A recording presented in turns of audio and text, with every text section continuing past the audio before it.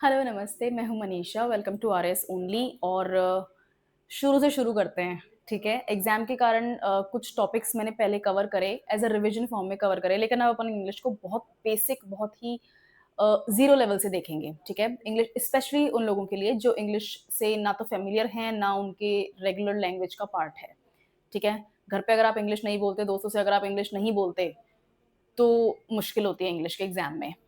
होती है, इंग्लिश का न्यूज़पेपर नहीं पढ़ते, इंग्लिश के मैगज़ीन्स नहीं पढ़ते, इंग्लिश वीडियोज़ नहीं देखते, ठीक है ना? चाहे न्यूज़ वीडियोज़ ही क्यों ना हो, चाहे आप कोई एंटरटेनमेंट सेक्शन में कोई सीरीज़ देख रहे हो, मूवी देख रहे हो, अगर आपका फ़ोकस इंग्लिश लैंग्वेज के थ्रू नहीं है, तो इंग्लिश डिफ़िकल्ट है, राइट? इंग्लिश डेवलप करने के तरीके क्या होते हैं? प्रैक्टिस, बहुत ही सिंपल शब्द, एक ही आंसर है प्रैक्टिस, लेकिन कुछ स्टेजेज़ में की जाती है, ठीक है? वोकैब्युलरी नहीं मतलब इंग्लिश नहीं, अगर आपके पास शब्द नहीं है, तो आपके पास भाषा भी नहीं है, ठीक है? तो आज देखते हैं कि एग्ज़ाम्स में जिस टाइप के वोकैब्युलरी बेस्ड क्वेश्चन्स आते हैं, उनको कैसे आपको सीखना है, कैसे आपको पकड़ना है और कैसे आपको उन क्वेश्चन्स को सॉल्व कर देना है, जिन क्वेश्चन्स का मान के चलते हैं कोई वर्ड है, वोकैब का कोई वर्ड आया है और उन्होंने पूछ लिया एग्ज़ाम में आपसे पूछ लिया, कोई भी एग्ज़ाम है, आरएस का एग्ज़ाम है, ठीक है? और आपसे पूछ लिया कि इसका सिनोनिम क्या है? तो अगर आपको वो वर्ड नहीं आता, तो उसका सिनोनिम कैसे निकालेंगे? ठीक है? मैं बताती हूँ, राइट? शुरू करते हैं। वोकैब्युलरी में आपके क्या-क्या आते हैं? आपके वर्ड्स आते हैं, ठीक है ना? अब वो बहुत सिंपल से वर्ड्स कोई नहीं पूछेगा आपसे, ठीक है ना? बहुत ही बेसिक से वर्ड्स आपसे नहीं पूछे जाएँगे। वो ये नहीं पूछेंगे कि बिल्डिंग का सिनोनिम क्या होता है? कोई नहीं पूछेगा। इसका सिनोनिम बहुत ही सिंपल लेवल पे स्ट्रक्चर हो सकता है ना? स्ट्रक्चर बिल्डिंग का सिनोनिम हो सकता है, लेकिन वो ऐसे क्वेश्चंस नहीं पूछेंगे। एग्ज़ाम में कैसा क्वेश्चन आया था? एग्ज़ाम में उन्होंने पूछा पार्सिमोनियस क्या होता है? यही पूछा था? आई थिंक पार्सिमोनियस आया था आपके एग्ज़ाम में, राइट? पार्सिमोनियस आया और उन्होंने पूछा कि इसका एंटोनिम क्या है?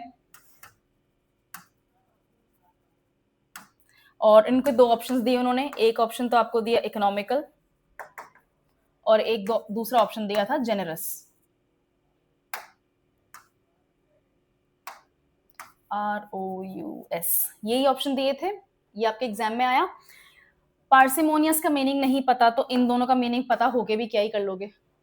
नहीं कर पाएँगे ना।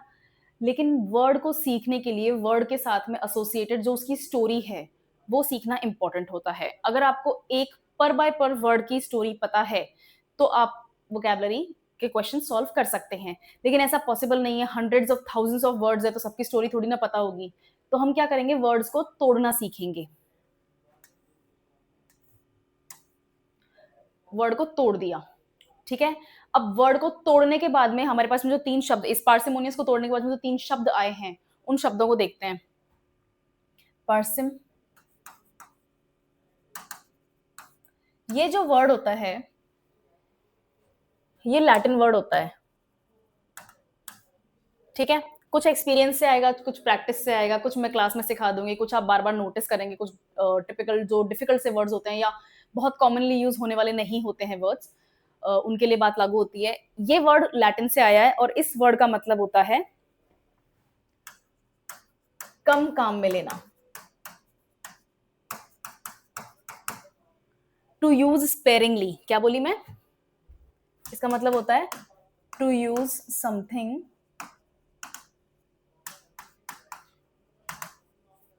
स्पेरिंगली। स्पेरिंगली का क्या मतलब हुआ? अब ये वर्ड भी तो आना चाहिए ना।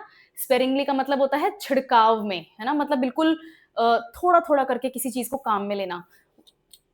तो कंजूस बना सकते हैं इसका मीनिंग अपन, है ना? या जो बहुत ही ज़्यादा सोच समझ के अपना पैसा खर्च करते हैं या अपने रिसोर्सेज़ को यूज़ करते हैं, बहुत ज़्यादा थॉट देते हैं किसी में किसी चीज़ को यूज़ करने के लिए। तो ये इसका मीनिंग हो सकता है। इकोनॉमिकल का क्या मतलब होता है? जो पैसे के प्रति बहुत ज़्यादा अवेयर हो कि भाई इस तरह से वेस्टेज नहीं करनी है, रिसोर्सेज़ की वेस्टेज नहीं करनी है। सिर्फ़ पैसे के लिए नहीं आता, रिसोर्सेज़ के लिए भी आता है और रिसोर्सेज़ में पैसे अपने आप आ जाते हैं। ठीक है? और जनरस का क्या मतलब होता है? हिंदी में कहावत है ना दानवीर कर्ण, है ना? उसको जनरस बोलते हैं मतलब जो माँगा वो दे दिया। ये चिंता नहीं करी कि मेरे पास उसके लिए मेरे खुद के यूज़ के लिए कुछ बचेगा या नहीं बचेगा। जनरस मतलब I am giving everything to you. ठीक है ना? आपने कुछ माँगा and I will give it to you. वो जनरस होता है। तो किसी चीज़ को कम काम में लेना, अगर मुझे लैटिन वर्ड इसकी रूट वर्ड पता है, तो फिर मैं उसको सॉल्व कर सकती हूँ। ठीक है ना? इसी वर्ड से और भी वर्ड्स निकलते हैं। इसको कहते हैं रूट वर्ड। ठीक है ना? इस शब्द की जड़ कहाँ से है, कहानी शुरू कहाँ से हुई कि ये वर्ड आज इंग्लिश लैंग्वेज में पैदा हुआ है, ठीक है? इस तरीके से आपकी वोकैब बनेगी। वोकैब में आपके एग्जाम में आरएस के फोकस में अगर मैं देखूं तो किस टाइप के क्वेश्चंस आते हैं? आपके डायरेक्ट एमसीक्यू क्वेश्चंस आते हैं, आए हैं आपके एग्जाम में, अभी 18th को जो एग्जाम हुआ था, राइट? सिनोनिम्स पूछेंगे डायरेक्ट, जैसे मैंने अभी बताया एंटोनिम्स पूछेंगे, पार्सिमोनियस का एंटोनिम आया था। और मैं बताती हूँ, मैं यहाँ पर पेपर रखा है मैंने, और ये वर्ड है परफंक्ट्री है, इसका आपसे सिनोनिम पूछा था। सेम कहानी लगेगी, इसमें भी आपका लैटिन रूट वर्ड लगेगा परफंक। परफंक का मतलब होता है नजर दौड़ाना, ठीक है ना? बस मैंने चलते फिरते देख लिया, इसको कहते हैं परफंक। परफंक का मतलब क्या हुआ फिर? सॉरी, परफंक्चुरी का मतलब क्या हुआ? ऊपर ऊपर से किसी चीज को नोटिस कर लिया मैंने, बस उसको ध्यान में ले लिया कि क्या चीज है ना? कहते हैं ना कि एक बार नजर दौड़ा लेना नोट्स पे एग्जाम होने से पहले, उसको कहते हैं परफंक्चुरी। तो इसका मीनिंग क्या हो जाएगा फिर? सुपरफिशियल। ये आपके ऑप्शन में आया था, यही आपका आंसर है, ठीक है ना? सुपरफिशियल। एंटोनिम्स पूछेंगे, सिनोनिम्स पूछेंगे, word meanings, direct word meanings पूछेंगे, वर्ड्स दैट कैन, हाँ, रिप्लेसिंग फ्रेजेस विद वर्ड्स, ये आपके सारे क्वेश्चंस आए भी हैं। और वेटेज आरएस में वोकैब का डायरेक्ट वेटेज ये है। लेकिन वोकैब के बिना, जैसे मैंने आपको पहले बताया कि अगर आपके पास में शब्द नहीं है तो फिर आपका पेपर लिखने का कोई सेंस नहीं बनता। शब्द जरूरी हैं, ठीक है ना? अब बहुत सिंपल वर्ड से लेकर परफंक्ट्री और पार्सिमोनियस, जैसे ये वर्ड है यूबिक्यूशियस, आई थिंक TIOUS आता है, इसका प्रोनाउंसिएशन होता है यूबिक्यूशियस। यूबिक्यूशियस का मतलब होता है जो चीज हर जगह मिल जाए। इसका सिनोनिम हो जाएगा ओमनी प्रेजेंट। इसकी स्पेलिंग में मेरे को क्वेश्चन है, बट इसका सिनोनिम हो जाएगा ओमनी प्रेजेंट, जो हर जगह मौजूद हो, ठीक है ना? ओमनी प्रेजेंट जनरली गॉड के लिए यूज किया जाता है ना?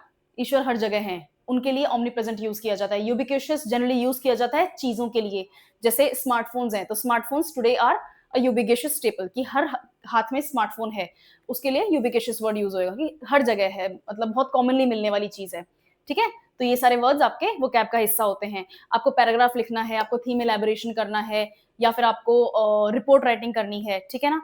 आपको पैसेज दिया है, पैसेज में आपसे कोई वर्ड का कॉन्टेक्स्ट पूछ लेंगे। जैसे इस बार जो पैसेज आया था उसमें आपका वर्ड का कॉन्टेक्स्ट का मीनिंग पूछा था, लेवरेजिंग, LEVERAGING, लेवरेजिंग। इसका मतलब पूछा था in the context of the passage given, ठीक है ना? यूनाइटेड स्टेट्स के एजुकेशन सिस्टम और रिसर्च एनालिसिस के ऊपर, इनके ऊपर आपका पैसेज आया था, बहुत ही ब्यूटीफुल पैसेज था। ये आपका मीनिंग पूछा, ठीक है? So if you know this word, if you know the meaning of this word, then you will be able to solve the question. अगर यही नहीं आएगा, बेसिक शब्द नहीं पता होंगे, तो फिर कोई क्वेश्चन सॉल्व नहीं होगा। इसलिए वोकैबुलरी आपके लिए बहुत ज्यादा इंपॉर्टेंट हो जाती है, ठीक है? ये सारे आपके टाइप के डायरेक्ट क्वेश्चंस आते हैं वोकैब के, है ना? वर्ड्स ऑफ्टन कंफ्यूज्ड और मिसयूज्ड, जैसे आपके क्वेश्चन में आया था पॉपुलर और पॉपुलस। पॉपुलर का क्या मतलब होता है? फेमस, है ना? जिसका नाम हर जगह हो, जो बहुत ज्यादा कॉमनली लोग जिसके बारे में जानते हो, वो तो होता है पॉपुलर। और पॉपुलस क्या होता है? पॉपुलस आता है वर्ड पॉपुलेशन से, जहां पर बहुत ज्यादा क्राउड होता है, बहुत ज्यादा फुटफॉल होता है। मैंने क्या वर्ड बोला? फुटफॉल, है ना? फुटफॉल, फुटफॉल किस लिए यूज होते हैं? जहां पर लोगों के कदम ज्यादा पड़ते हैं, जैसे मार्केट हो गया, मॉल्स हो गए, ठीक है? वो होता है फुटफॉल। इसका एक दूसरा वर्ड होता है आईबॉल, आईबॉल्स। लिटरल नहीं लेना है कि हाँ आंखों के बारे में, नहीं, लिटरल नहीं लेना है। आईबॉल का मतलब होता है जिस जहां पर किसी चीज के ऊपर ज्यादा से ज्यादा नजर पड़ती हो। इसको एज अ फ्रेज यूज कर सकते हैं, कैचिंग आईबॉल्स, ठीक है ना?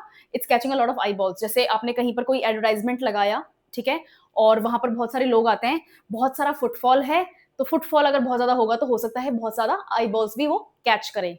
समझ में आ गया? जितने लोग होंगे उतनी ही नजरें होंगी। अगर लोग ज्यादा कहीं पर आएंगे तो वहां पर अगर आप अपना एडवर्टाइजमेंट लगाएंगे, बैनर लगाएंगे, तो लोग ज्यादा देखेंगे, आपके बारे में ज्यादा पता चलेगा। तो footfall, populace, eyeballs, attracting eyeballs या कैचिंग आईबॉल्स, ये सब जो है आपके सिनोनिम्स होते हैं, ठीक है? तो ये डायरेक्ट क्वेश्चंस आए थे, राइट? आपका पॉपुलर और पॉपुलस किसी रेस्टोरेंट के बारे में, in the old city of Calcutta, इस तरह से एक क्वेश्चन आया था पॉपुलर पॉपुलस का, ठीक है? ये आपके वर्ड्स ऑफ्टन कंफ्यूज्ड और मिसयूज्ड, इसके बारे में मैंने पूरी एक क्लास ली हुई है, इनको कैसे हैंडल करना है, कैसे इनको डिफरेंशिएट करना है, और उसमें मैंने एक वर्कशीट भी दी थी, जो अगर आपने स्टडी करी होगी तो आपको ये मिल गया होगा, ठीक है? पॉपुलर और पॉपुलस ये बहुत ही कॉमनली यूज होने वाले आपके वर्ड्स ऑफ्टन कंफ्यूज्ड और मिसयूज्ड का पार्ट होते हैं। जैसे एक और बताती हूँ मैं आपको, नेक्स्ट पेज पे चलते हैं। जैसे एक्सेप्ट और एक्सेप्ट हो गया। एक आपका क्वेश्चन भी आया था, काउंसिल एंड काउंसिल, ठीक है। और होते हैं प्रिंसिपल, प्रिंसिपल। ये क्या होते हैं? ये आपके होमोनिम्स होते हैं। होमोनिम का क्या मतलब होता है? ऐसे शब्द जिनको बोलने से पता नहीं चलेगा कि उनकी स्पेलिंग क्या है।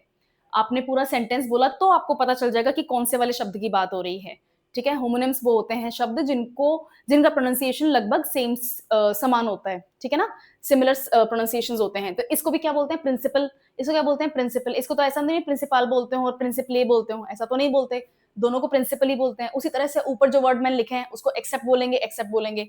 और वर्ड्स बताती हूँ, और इसमें तो बहुत सारे स्टूडेंट्स मिस्टेक करते हैं। ये जो 3 वर्ड्स हैं, मैंने इतनी कॉपीज देखी हैं जिसमें ये तीनों वर्ड्स कंफ्यूज कर रहे हैं स्टूडेंट्स, ठीक है। ये आपके होमोनिम का पार्ट होते हैं, वर्ड्स ऑफ्टन कंफ्यूज और मिसयूज का पार्ट होते हैं। इनका मीनिंग आना चाहिए। इसको खोलते हैं तो क्या होता है? दे आर, ठीक है ना। इसका मतलब होता है उनका, और इसका मतलब होता है वहां। समझ में आ गया? ये आपको वोकैब से आएंगे, ये पढ़ना पड़ेगा, ठीक है। और पढ़ना कैसे है? प्रैक्टिस करनी है। देखते हैं प्रैक्टिस कैसे होती है। सबसे पहले तो देखते हैं कि आपको वोकैबुलरी डेवलप करने का प्रोसेस क्या है। ऐसा तो है नहीं कि आप वापस से अपनी प्राइमरी क्लास में जाएंगे और इंग्लिश मीडियम में एडमिशन लेंगे और फिर देखेंगे कि वहाँ पे टीचर्स कैसे पढ़ाते हैं, या फिर वहाँ पर हैबिट्स कैसे डेवलप होती हैं, या फिर घर वालों को बोलेंगे कि मुझसे इंग्लिश में बात करा करो, मेरे को भी इंग्लिश इंप्रूव करनी है। ऐसा नहीं पॉसिबल है, राइट। हम ऐसा नहीं कर सकते।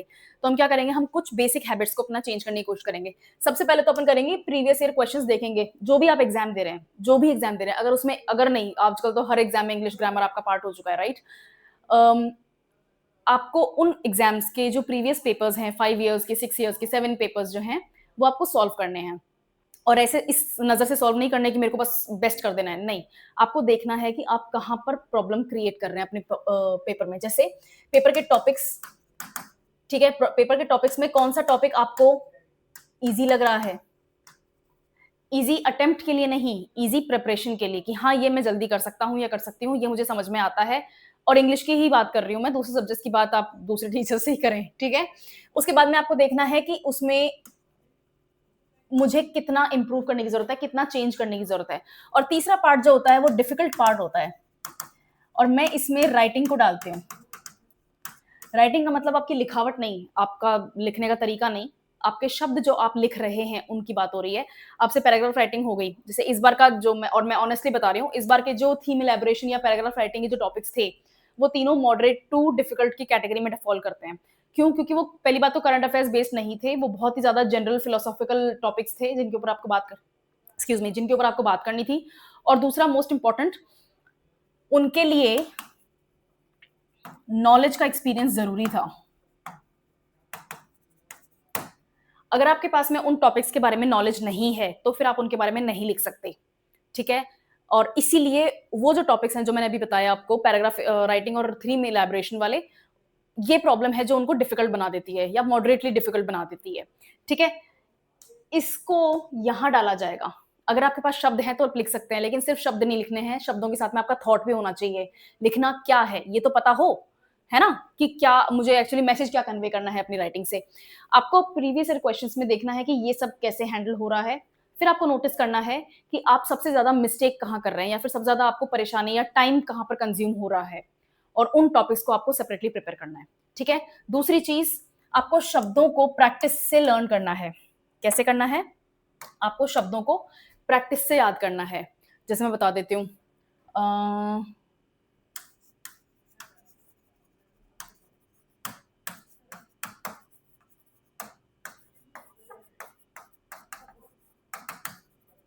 ये 3 शब्द हैं, इन तीनों शब्द का मतलब एक ही है, यूसेज अलग थोड़ा हो जाएगा।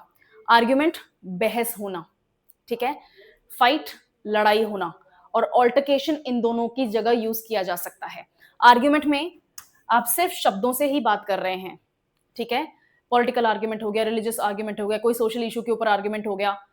मैंने क्या बोला? आर्ग्यूमेंट हो गया, मतलब आपके शब्दों में वाद विवाद में आपको बहस हो गई, ठीक है, उसको कहते हैं आर्ग्यूमेंट। हाथापाई अगर हो जाएगी तो फाइट हो जाएगा, लेकिन कुछ जगहों पे फाइट भी आर्ग्यूमेंट की जगह यूज किया जाता है, करते हैं ना, राइट। और ये जो बहुत ही सुंदर सा मैंने वर्ड लिखा है, ऑल्टरकेशन, क्या बोलते हैं इसको, ऑल्टरकेशन, ये ऑल्टरकेशन इन दोनों की जगह यूज हो सकता है। तो आगे से अगर आर्ग्यूमेंट और फाइट के बारे में बात करनी है तो इस वर्ड को यूज करके बात करो, ठीक है ना। My two friends had a fight, my two friends argued over something, ऐसे कहने की बजाय these two people are going through an altercation, ठीक है, दे हैड एन ऑल्टरकेशन। इस तरह से अगर शब्द को रिप्लेस कर दोगे तो वो शब्द याद हो जाएगा और उस शब्द का मीनिंग, यूसेज सब समझ में आ जाएगा, ठीक है। इस शब्द को अलग अलग फॉर्म्स में कैसे यूज कर सकते हैं वो भी आ जाएगा। तो आपको प्रैक्टिस करनी पड़ेगी और प्रैक्टिस से आपको ये वर्ड याद हो जाएगा। ये मैंने एक एग्जाम्पल दिया है, मैं आपको हंड्रेड्स ऑफ एग्जाम्पल यहाँ खड़े खड़े बता सकती हूँ, पर आपको समझ में आ गया आपको क्या करना है। जो कॉमन वर्ड्स हैं, जो बहुत ही कॉमनली यूज होने वाले वर्ड्स हैं, जिनको आपको पता है, उनकी जगह एक बेसिक सिनोनिम आपको याद करना है और उनकी जगह ही एक बेसिक एंटोनिम आपको याद करना है। और याद कैसे करना है, वर्ड्स को रिप्लेस करके एग्जाम्पल्स में डाल के लर्न करना है, ठीक है। उसको बोलो, बार बार बोलो, उसी के बारे में बात करो, वो अपने आप याद हो जाएगा, राइट। चलो नेक्स्ट देखते हैं। ये आपका सीधी सी बात है, read and right every day, इससे पीछा कोई नहीं छुड़ा सकता, ठीक है। अब आपको मैं बता देती हूँ, न्यूज सोर्सेज और मैगजीन्स और दूसरे सब्जेक्ट्स की जो टेक्स्ट बुक्स हैं उनको पढ़ो, इंग्लिश में पढ़ो। मैं बताती हूँ, सब बोलते हैं न्यूज़पेपर्स पढ़ो, अगर हमेशा से नहीं पढ़ते आए तो अब नहीं पढ़ सकते, नहीं पढ़ सकते ना। मैंने भी कोशिश की है, बहुत ही लिमिटेड टाइप की न्यूज पढ़ पाती हूँ, बहुत ही लिमिटेड टाइम पीरियड के लिए पढ़ पाती हूँ। प्लस न्यूज़पेपर पढ़ने का एक तरीका होता है, जो आपके एग्जाम रिलेवेंट आप न्यूज पढ़ो और उसके बाद में बाकी को छोड़ दो। वो कैसे चूज करेंगे, ये अलग टॉपिक्स होते हैं। तो अगर आपने एक न्यूज़पेपर को पूरा फर्स्ट न्यूज से लेकर लास्ट स्पोर्ट्स वाली न्यूज पर, एंटरटेनमेंट की न्यूज पे खत्म होता है, वहां तक पढ़ा तो आपने 4 घंटे लगा दिए, बाकी की पढ़ाई कब करोगे, नहीं हो पाएगा ना। तो इसलिए न्यूज़पेपर्स को पढ़ने के लिए आपको 2 काम करने हैं। कौन से 2 काम करने हैं, एक तो आपको ध्यान रखना है इसके ऊपर, एंड आई वुड सजेस्ट कि पॉलिटिकल या फिर किसी भी टाइप के जो बर्निंग टॉपिक्स होते हैं उनके एडिटोरियल पढ़ने की बजाय आप पढ़ें सोशल इश्यूज के ऊपर कोई अगर एडिटोरियल आया है तो, ठीक है। इस वक्त सोशल इशू बहुत ज्यादा प्रॉब्लमेटिक क्या है, अभी कौन सा मर्डर केस हुआ था, राजा रघुवंशी का मर्डर केस हो गया था, राइट। उसके ऊपर बहुत सारे एडिटोरियल्स आए। उसका पॉलिटिकल जो एक डायरेक्शन है या जो जेंडर फाइट डायरेक्शन है उसको हटा के अगर अपन सिंपल उस प्रॉब्लम के ऊपर फोकस करते हैं, जैसे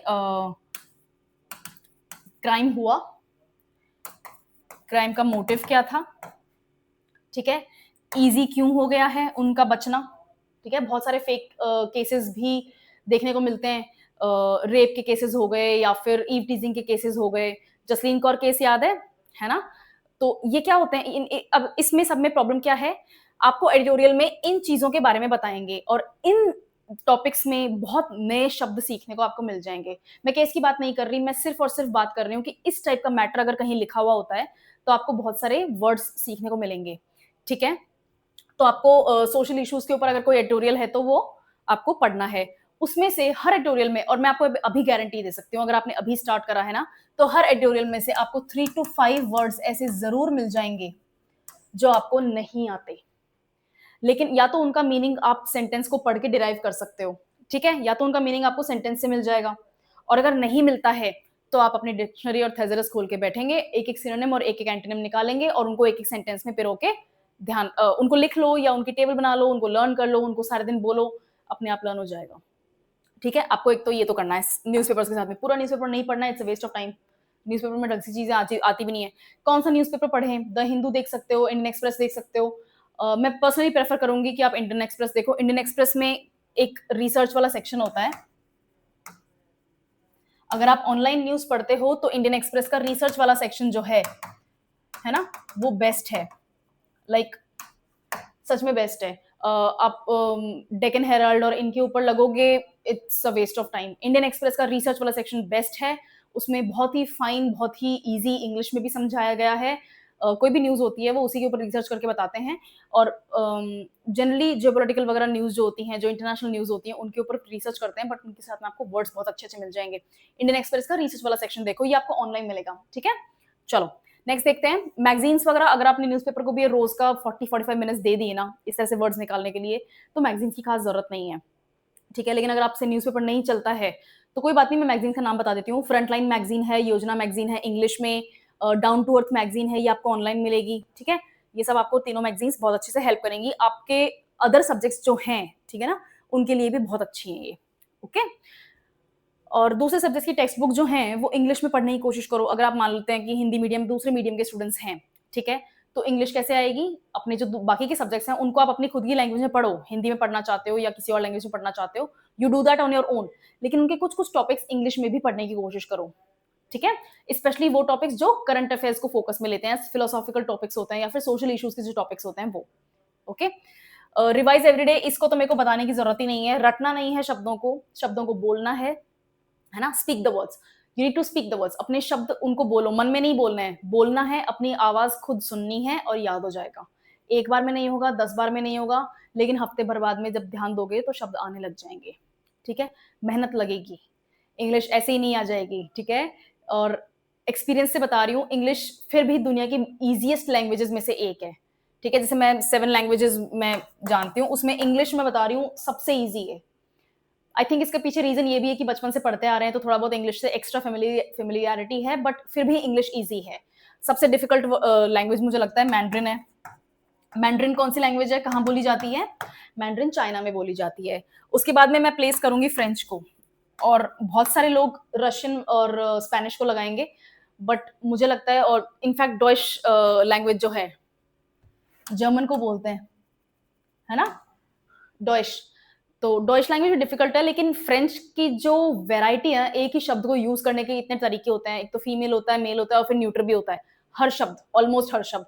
ठीक है, वो फ्रेंच को थोड़ा डिफिकल्ट बना देता है, बट इंग्लिश इन सबसे ईजी है।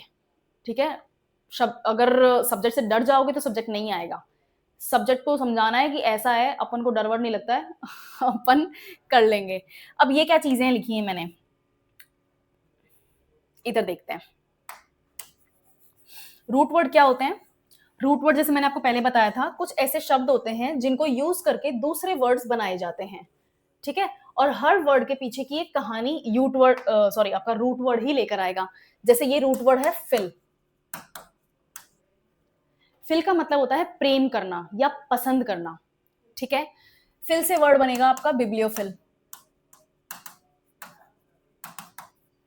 जिसको किताबें पढ़ना पसंद हो। ठीक है, जनरली बहुत ज्यादा जो नॉवल पढ़ने के एडिक्ट होते हैं उनके लिए ये वर्ड यूज किया जाता है। ठीक है, बिब्लियोफाइल। उसके बाद में आपका वर्ड होता है लोगोफाइल। लोगोफाइल दो रूट वर्ड से बना हुआ है, एक तो फाइल हो गया और एक लॉग हो गया। ये लॉग जो है ये लैंग्वेज के लिए है ना, जिसको शब्दों से प्यार होता है, भाषाओं से प्यार होता है, वो लोगोफाइल होता है। बिब्लियोफाइल भी आपके दो ही वर्ड से बना हुआ है। बिबल, बिबल होता है किताबें, है ना, शब्द ही शब्द जहां पर होते हैं वो किताबें, और फिल। उसके बाद में आपका बता देती हूँ मैं वर्ड और कौन से आएंगे। फिलेंथ्रोपिस्ट हो जाएगा,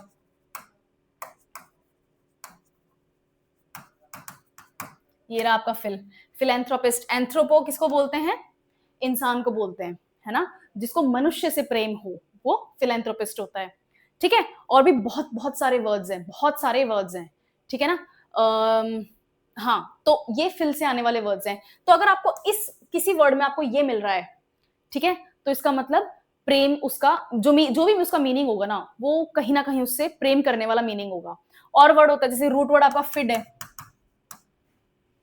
ठीक है, फिड का मतलब, चलो ठीक है, ये एक्सरसाइज करो। ठीक है, रूट वर्ड में आपको कुछ एक्सरसाइज भी दे दूंगी।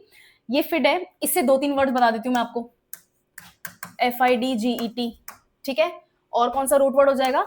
फिडल। ये दोनों वर्ड्स, और इन दोनों वर्ड्स का मीनिंग भी निकालना। ठीक है, यही एक्सरसाइज है, ये फन एक्सरसाइज है आज की, कि वो रूट वर्ड है फिड, उसका क्या मीनिंग है, कहां से आया है, और इन दोनों वर्ड्स में वो कैसे फिट होता है, इन दोनों वर्ड्स का उसका क्या मीनिंग निकलता है। ठीक है, उसके बाद में है आपके सफिक्स। सफिक्स क्या होते हैं? सफिक्स ऐसे वर्ड्स होते हैं जो किसी एक शब्द के बाद में लग रहे हों, जैसे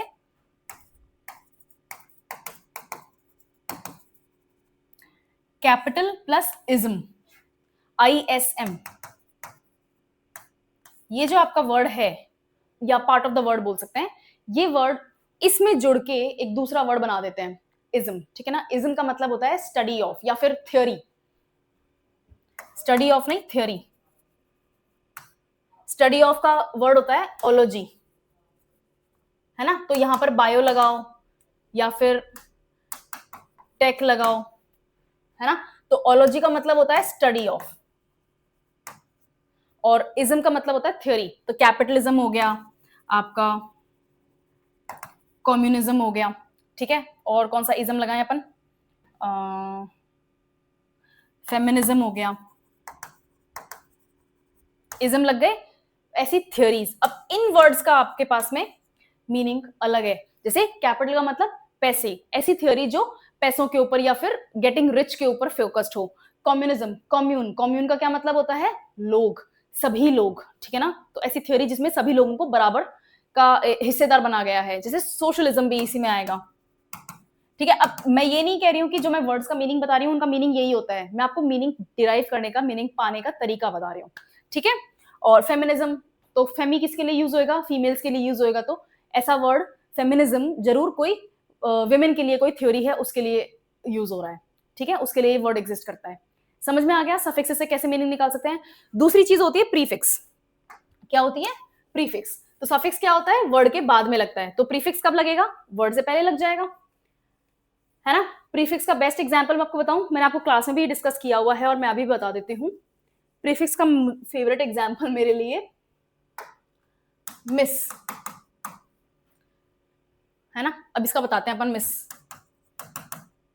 मिसोजिनी, है ना, मिसएंड्री, मिसमैनेजमेंट, मिस्टेक, ठीक है। और बता सकते हैं, नहीं मिस वर्ल्ड नहीं होगा ठीक है, ओके। ये सब वर्ड समझ में आ गए, मिसोजिनी, मिसएंड्री, मिसमैनेजमेंट, मिस्टेक। मिस इसमें कॉमन है, इसे क्या कहते हैं, इसे कहते हैं प्रीफिक्स, ठीक है। इसे क्या कहते हैं, प्रीफिक्स। शब्द से पहले लगने वाली साउंड या ऐसे पार्ट ऑफ वर्ड्स जो वर्ड के साथ में टोटल लग के उनका मीनिंग चेंज करते हैं या उनका मीनिंग इस्टेब्लिश करते हैं, दूसरा मीनिंग इस्टेब्लिश कर देते हैं, ठीक है। ये प्रीफिक्स होते हैं। सफिक्स आ गए, प्रीफिक्स आ गए, रूट वर्ड आ गए। एक चौथी चीज होती है निमोनिक्स। एम साइलेंट होता है इसका, एम साइलेंट है, इसको कहते हैं निमोनिक्स, ठीक है ना। निमोनिक्स का क्या मतलब होता है, आपको कोई ऐसी स्टोरी बनानी है किसी वर्ड के ऊपर जो उसको और वर्ड से एसोसिएट कर रहा है। ये आपको यूज करके समझ में आएंगे। आप जिस दिन अपनी चार्ट बनाने बैठोगे ना एक एक वर्ड का, अपने आप को समझ में आ जाएगा कि मुझे इस वर्ड को लर्न कैसे करना है, ठीक है। वो आपके ऊपर डिपेंड करता है आप कैसे स्टोरी बनाते हो, कैसे निमोनिक्स को यूज करते हो। निमोनिक्स का क्या मतलब होता है, कोई स्टोरी बना देना। जैसे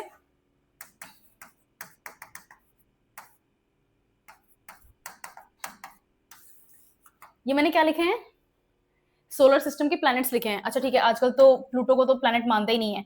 ये मैंने प्लैनेट्स लिखे हैं, Mercury, Venus, Earth, Mars, Jupiter, Saturn, Uranus, Neptune, यही है प्लैनेट्स, गुड। अब इसको my very eligible mother just showed us nuts, ऐसे ही कुछ है इसका, ठीक है।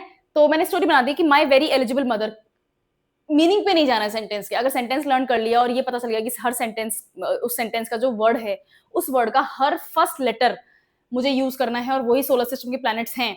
ये बेस्ट एग्जांपल है निमोनिक्स के लिए। और मैंने पर्सनली कभी निमोनिक्स यूज किए नहीं, लेकिन स्टूडेंट्स यूज करते हैं और अच्छे रिजल्ट्स आते हैं। तो निमोनिक्स की एज अ ट्रिक मैंने यहाँ पर आपके लिस्ट में इंक्लूड करी है, ठीक है। तो आप निमोनिक्स स्टडी कर सकते हैं। और दूसरा, आपको अपनी वोकैबुलरी को अपने स्टडी प्लान में डालना है। किसी एग्जाम को देने से पहले, किसी एग्जाम के बारे में पढ़ने से पहले उस एग्जाम को स्टडी प्लान में डालते हैं कि ठीक है मैं रोज सुबह 7 o'clock उठूंगा और उसके बाद में मैं 8 o'clock तक ब्रेकफास्ट कर लूंगा, फिर मैं 9 o'clock तक अपना सारा जो भी दिनचर्या की मुझे अपनी बेसिक क्रियाएं वो कंप्लीट करनी है। मैं ना फिर कोचिंग जाऊंगा, 10 से 2 मेरी कोचिंग है, ठीक है।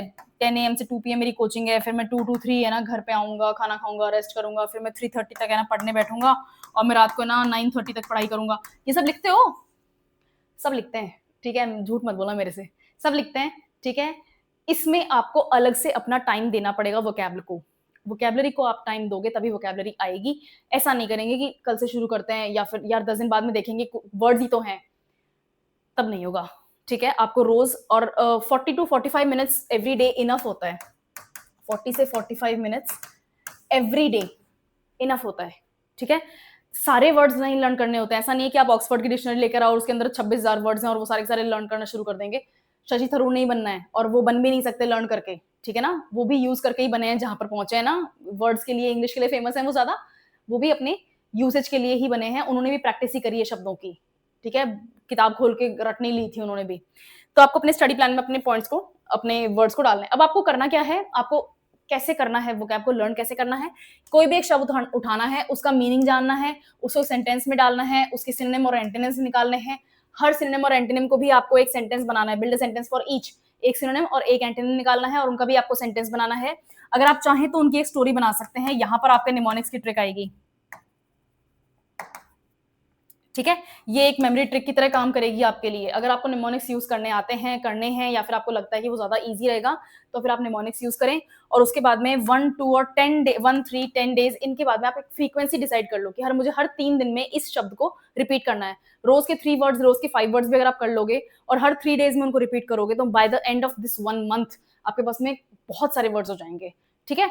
तो ऐसा नहीं है कि हर रोज अपन को बस लर्न करना है फिर भूल जाना है, लर्न करना है भूल जाना, नहीं, उनका रिविजन भी जरूरी है, ठीक है? ये आपको करना है। और आपके पास में by the end of 3 months एक वर्ड बैंक होगा। आपके पास में उस वर्ड बैंक में 150 से 180 वर्ड्स होने चाहिए।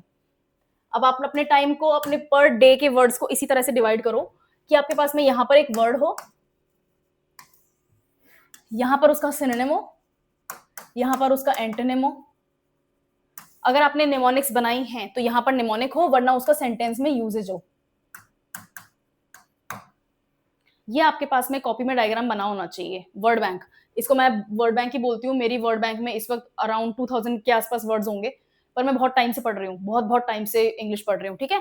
तो 150 से 180 वर्ड्स आपके 3 मंथ्स में रेडी होने चाहिए। ये आपके लिए इनफ रहेगा। इसी वर्ड्स के, इन्हीं वर्ड्स के आसपास घूमते हैं आपके वोकैब के क्वेश्चंस हर एग्जाम में, ठीक है ना? ऐसा कोई एग्जाम नहीं है जो आपको कोई ऐसा वर्ड उठा के दे देंगे कि भाई पता नहीं कहाँ से आ गया, मैंने तो आज तक लाइफ में कभी देखा ही नहीं है। और अगर ऐसा वर्ड आ भी गया है तो उसका मीनिंग अगर पूछ रहे हैं, सिनोनिम पूछ रहे हैं, एंटोनिम पूछ रहे हैं, तो जो लिस्ट ऑफ वर्ड्स नीचे आए हैं उनमें से जरूर आपको कोई ना कोई वर्ड जरूर आता है। अगर आपने प्रीफिक्स निकाल लिया, उसका सफिक्स निकाल लिया, उसका रूट वर्ड आपको पता है, तो फिर आपको वो वर्ड आता है।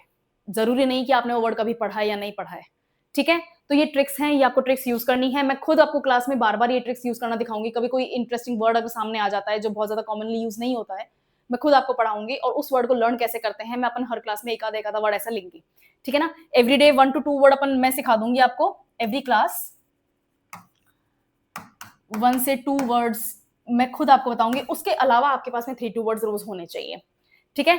इंग्लिश केक वॉक हो जाएगा आपके लिए। इंग्लिश बहुत बहुत आसान है। इंग्लिश सिर्फ आपसे प्रैक्टिस मांगेगी, मैथमेटिक्स की तरह है। जिन स्टूडेंट्स को मैथमेटिक्स नहीं पसंद उनको डरना नहीं है, ठीक है? इंग्लिश एक्चुअली इजी है, ठीक है? इसलिए शायद 80 मार्क्स की आती है एग्जाम में, उसको थोड़ी सी इंपॉर्टेंस भी कम ही दे रखी है, लेकिन इसका मतलब ये नहीं है कि इंग्लिश की इंपॉर्टेंस कम है खुद, ठीक है? नेक्स्ट क्लास में मिलते हैं और मैं आपके लिए ट्रिक्स लेकर आऊंगी और देखेंगे कि अपन इंग्लिश को पढ़ना शुरू कैसे कर सकते हैं। ओके, चलो।